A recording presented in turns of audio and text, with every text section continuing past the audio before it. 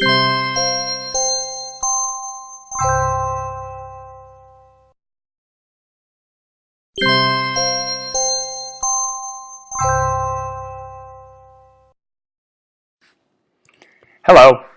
I'm Dr. Jeremy Moretti, Senior Scientist of Infant and Child Psychology.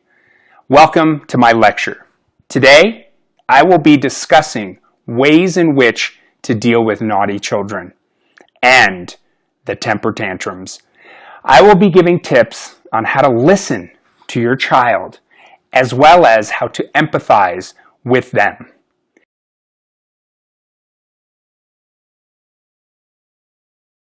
If you're a parent, like I am, then you have experienced the temper tantrums, or what I like to refer to as when a child who behaves badly and even says bad words.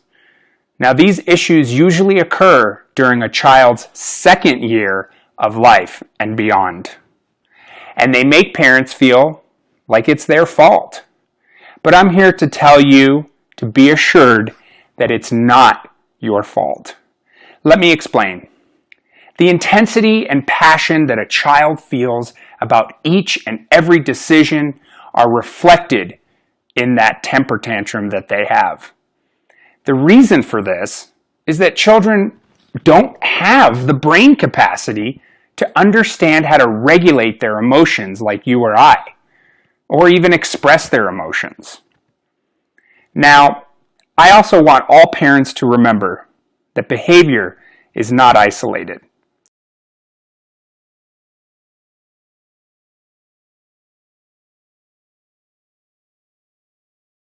What I mean by this is that there is always a reason why children, or people for that matter, act the way they do.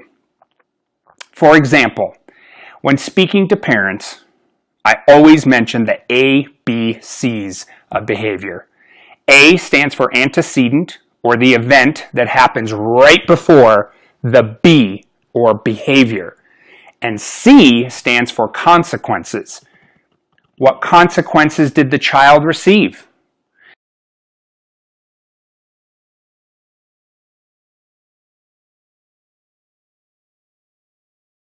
Now, there are typically two reasons why children misbehave. First, they're seeking attention. And secondly, they may be avoiding something.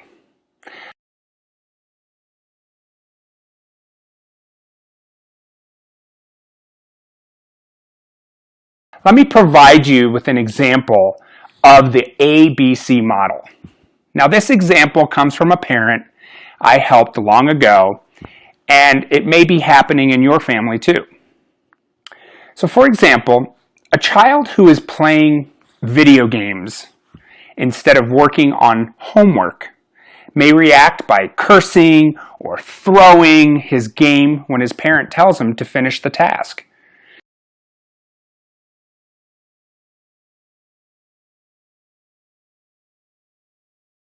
The parent may discover verbal requests to work and other demands are antecedents that trigger problem behavior. Common antecedents include critical feedback, that you're doing something wrong, you're not doing it right. This critical feedback is from others. Absence of attention and specific tasks or activities. The consequence may be that the parent turns off the game or takes it away every time he or she says bad words or throws his or her toy. Now, over several observations, it may become clear that the child is engaging in problem behavior to escape from his or her homework.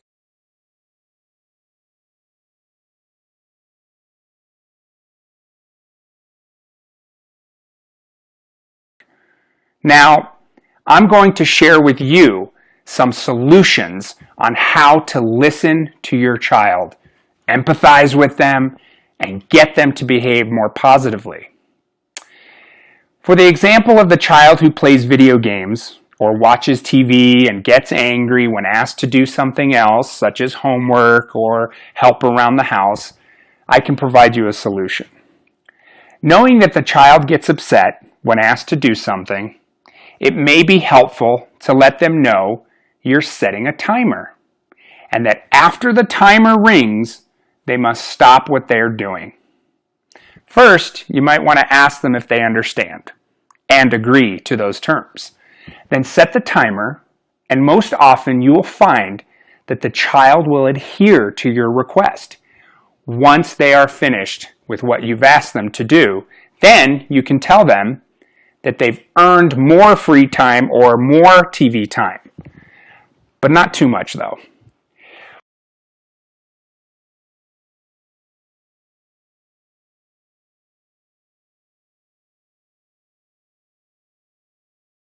One of the main issues I hear from parents when they come to see me is questions like, why does my child have tantrums in public places? Well, first of all, you have to understand that they're very overloaded, overstimulated by the excitement. They also realize that their parents' attention is diverted from them, and they want it back. Other reasons why children have temper tantrums are when they're tired. Research has shown that being tired creates an imbalance in the nervous system, which activates our emotional center in the brain. Secondly, children can have a temper tantrum when they're hungry, because being hungry disrupts hormone levels, just like when you're hungry. If your child's blood sugar is low, then it signals the body to release stress hormones. Well, these hormones can cause a person to act with aggression, anxiety, or feelings of panic.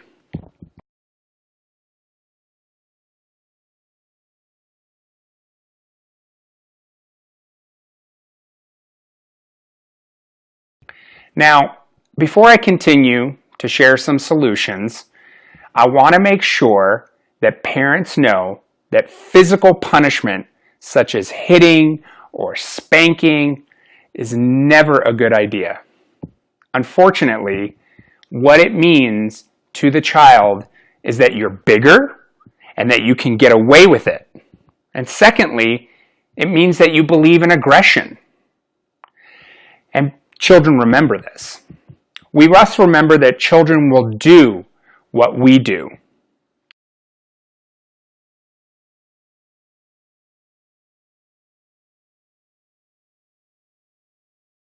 So, my recommendation for dealing with temper tantrums may seem impossible at first, but if it's used consistently, then the behavior usually stops.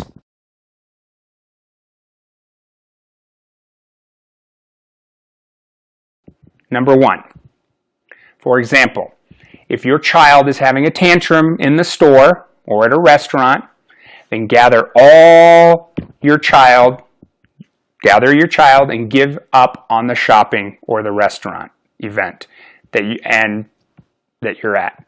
Go back to the car or outside the store and let him or her release her anger safely in the car or away from people. Let your child know calmly that you can't stay in a store or a restaurant when they act like that.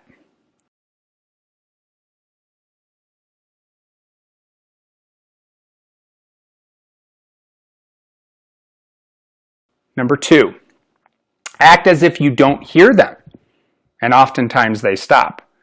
When we as parents react to them having a tantrum, that's when they usually escalate. So ignoring them to an extent usually works.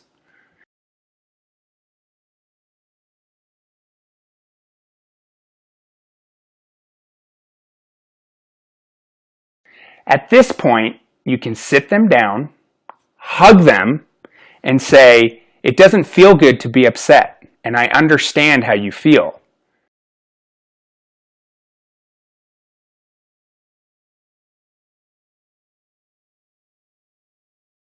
Give them an example of when you are upset and how it makes you feel.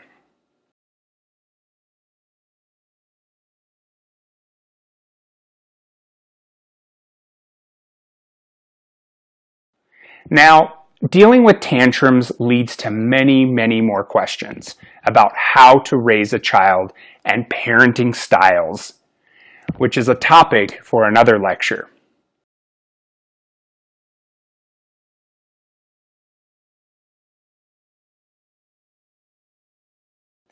I hope you've enjoyed this lecture, and please keep the questions coming.